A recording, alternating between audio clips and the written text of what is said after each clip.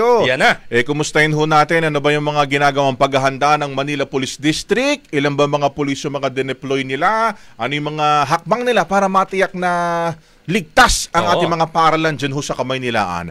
Makasama ho natin mga kabrigada ang Public Information Officer ng Manila Police District, MPD, si Police Major Philip Ines. Magandang umaga po, Major. Welcome po sa Tira Brigada. Kasama ho ninyo, Brigada Gab at Brigada Haji. Good morning po. Good morning, sir.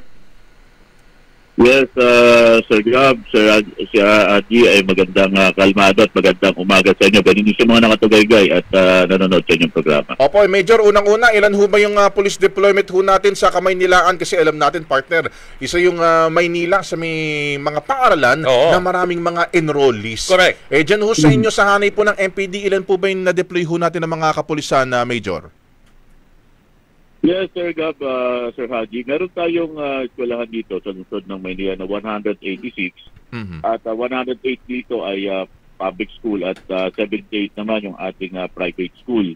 Kung saan meron tayong mga police na i-deploy dito na mahigit kumulang 1,300. Hindi naman lahat magbubukas ngayong Lunes. Yung iba naman ay next Monday pa. Nakalimitan dito yung mga private school ang magbubukas sa susunod pang mga araw. Ang sa atin dito, handang-handa yung pamunuan ng Manila Police District dito. Kung naitawid natin ito nung nakaraang taon na walang anumang kaganapang pumukaw sa ating kamalayan, inaasahan natin na maitatawid din natin siya ng maayos ngayong taon. Opo, syempre yung lagi po namin tinatanong sa mga kapulisan kapag meron tayong mga ganitong event, meron ho ba kayong mga namomonitor na posibleng banta kasabay ho ng ating balik eskwela ngayong umaga, Major? Sa ngayon wala tayong nakukuhang mga ganyang informasyon, pero kung sakaling meron man, hindi natin ito kinikipit-balikat, pinababalidate natin, nagkakaroon tayo ng assessment, at kagyat natin pinagagalaw yung ating mga personnel dito, yung mga operatiban natin para mag-imbestiga. Pero katulad na nabanggit ko, sa ngayon, payapa at wala tayong anumang kagandang informasyon na nakukuha na maaaring sabi nga banta sa ating seguridad. Okay. Major, ano yung talagang pinaka-ika nga, syempre mahalaga yung police visibility, pinaiigting ho, di ba, ng ating mga kapulisan. Pero ano pa po yung mga, halimbawa yung assistance na ibinibigay ng mga police, lalong-lalo na po sa mga paaralan, in terms siguro halimbawa may mga assistance desk ba? Or meron bang mga umaagapay sa mga bata? Kasi alam naman natin, di ba, yung mga, lalo na yung mga bata po na sobrang babata pa na hindi madaling makapasok sa eskwela dahil hindi nga po, kumbaga, maiwan ng magulang, ganun. Sir Gab, Sir Haji, nakita naman natin ngayong unang araw ng balik eskwela, yung mga pulis natin nandun sa mga entrada ng mga eskwelahan, bago dumating yung mga estudyante, bago dumating yung mga guro, at yung mga magulang na nag-aatid, nandun na yung ating mga pulis. Pinapaigting natin yung presensya sa mga eskwelahan, hindi lamang sa mga eskwelahan, kundi dun sa mga lansangan na maaari nakita agad yung mga pulis natin. At nakita naman natin yung ating mga pulis ngayon ay very visible sa public. At in-encourage nga natin sila na yung mga pulis natin ay nasa dulo lamang po ng kanilang mga daliri. Pwede po kaming tawagan o i-message. Nagbibigay din po kami ng tinatawag nating tarjeta ng Police Maynila. Kung saan nakalagay po dyan yung hotline number po. Yung 911, nakalagay po dyan. Very effective po yung 911 natin. Sabihin na rin po natin sa ating mga kababayan. Yung 911, pag kailangan niya po ng police assistance, 911, then asterisk 1, police assistance po yun. Pag 911, pindutin niyo po yung number 2 naman po, dial number 2 naman po para naman po sa fire truck at para sa ambulance po yung number 3 po. At makikita po natin dyan yung kagyat nating responde. Darating po yung police sa mga hinihinging mga sitwasyon po ng 5 minuto. Ayun ang kukumustahin nga ho namin na Major. Kumbaga, kumusta yung implementation ho natin ng 5-minute response sa mga insidente na nakakarating ho sa inyo? Yes, Sir Gab, Sir Haji. Nung nakaraang linggo pumunta sa atin dito yung NAPOLCOM para mag-conduct ng assessment at saka sabi nga natin yung evaluation. Nakita nila doon sa ating pag-responde, nakuha natin ng mas mababa yung 5 minutes. At yun naman ang inaasahan natin. At nakita natin doon dahil doon sa mga pangyayari, nakikita very visible yung mga police natin. At yung ating mga presinto, ay na-deactivate yan. Kumbaga, yung lahat ng mga tao dati sa presinto, yung desk officer natin, yung ating PCP, dating commander, kasama na rin mismo na nagpapatrolya.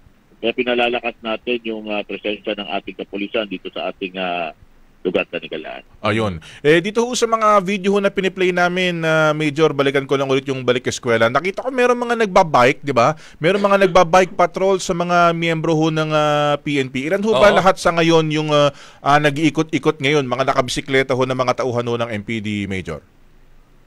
Yes, meron tayo dito sa headquarters natin, yung tatawag natin mga bike patrollers natin. Meron din sa mga station na ginagawa yan. At kung mapapansin natin, dagdag nating pwersa yan. Yung ating tourist police, kasama din yan. Meron din silang bike patrollers yung makikita natin dito sa may area ng mga tourist area natin dito, particular dito sa may Luneta. Makikita natin yung mga police natin dyan na naka-assign as tourist police ay nagbibisikleta rin. Ganun din sa mga ibang istasyon, meron din silang mga bike patrollers yan. Dagdag pwersa pa natin yan sa lansangan. At hindi lamang yon, dito sa headquarters natin, meron tayong tinatawag na District Reserve and Standby Support Force kung saan, kung kakailanganin pa ng dagdag nating pwersa, gagamitin pa natin. Ito yung mga personnel natin, Sir Gab, Sir Haji, na may mga admin work. Meron silang patrol duty dito na dinadagdag natin bukod dun sa kanilang ginagawang mga tasking dito sa headquarters natin, yung mga admin works natin. Meron silang patrol duties para mas palakasin pa natin yung presensya ng ating kapulisan sa lansangan. Opo. Noong nakaraan po, Major, para may nabanggit po si PNP Torre about ho dun sa pakikipag-dialogue sa mga schools ng PNP personnel. Meron ho ba tayong mga efforts na ganun para ma-address yung iba't ibang mga concerns sa paaralan? Kasi halimbawa daw ho, makikipagtulungan yung PNP para ma-address yung issue ng bullying at iba pang mga kailangan humaresolba ho sa mga paaralan. Sa MPD ho ba, meron na po tayong mga ganong efforts, Major? Patagal na natin ginagawa yan, Sir Gab, Sir Haji, pinatataas natin yung ating collaboration with them, malaman natin ano yung mga emerging problem ng mga eskwelahan. At nakita natin very effective to.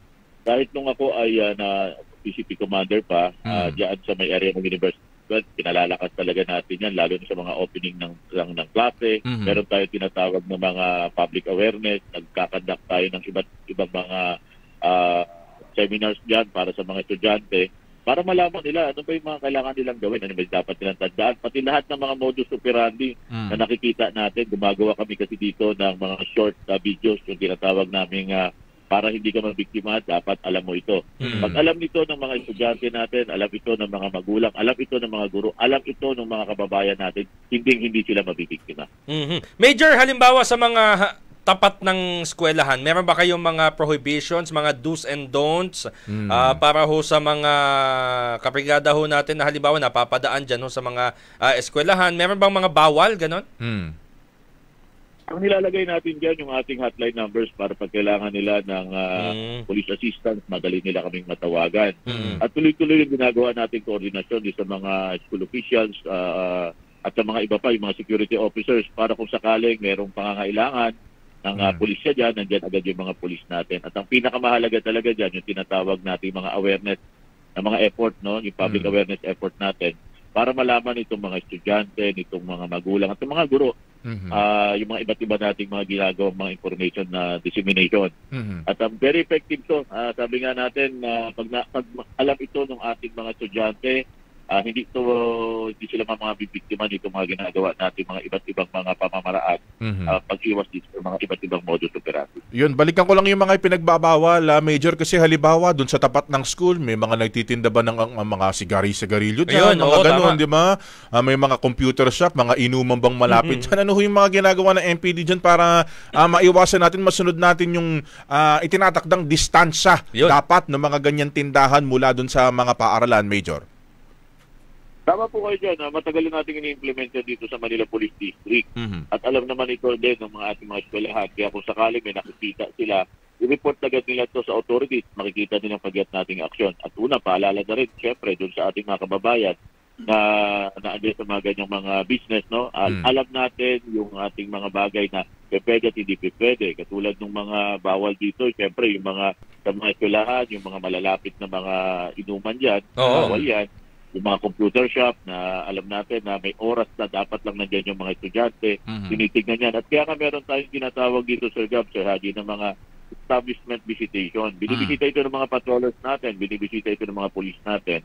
Para kung sakali may makita sila na paglabag, kinasabihan na agad nila yung may mga ari ng establishment. Major, meron lang ho nagtatanong mula dito sa ating text line. Yun po bang pagtawag daw sa 911? Ano ito? May charge ho ba ito o libre ho yung tawag? Yes po, wala po itong charge. Kahit wala po kayong load, makakatawag po kayo dito. Pwede nyo pong subukan ito. Sabi nga natin, ito po yung hotline na madali nating matandaan. 3 numero lang po ito, 911. At kung ang kailangan nyo po ay yung ating pong police assistance, dial 1 po, police assistance po agad ang ibibigay sa inyo. At yung dial 911, dial 2, number 2, ayun naman mga fire trucks naman ang pupunta sa inyo. At yung number 3 naman po, ay yung ating mga ambulance kung kailangan nyo po ng mga serbisyo nito. Okay. Sige, panghuli na lang siguro, Major, baka meron ho kayong mensahe sa mga nakikinig ho ngayon, lalo na sa mga magulang na meron hong mga anak ngayon na nagba-back to school. Major, ito ho yung inyong pagkakataon. Salamat, Sir Gab. Salamat, Sir Hadi. Sa mga kababayan natin dito sa Timbulan ng Laya at Diwang Dakila, ang lungsod ng Maynila, makakaasa po kayo sa Manila Police District na gagawin natin ang inatang na serbisyo sa atin. Sa ilalim po ng aming punong taga-Timon, Brigadier General Benigno L. Guzman, makakaasa po kayo sa maayos na trabaho at tapat na serbisyo. Okay. Sige po. With that, kami po ay nagpapasalamat sa oras na inilaan ninyo sa amin ngayong umaga, Police Major Philip Ines. Thank you, sir. Salamat po. Maraming salamat po at isang kalmadong umaga po sa inyo. Nakasentro sa mga isyong pangmasa. Tira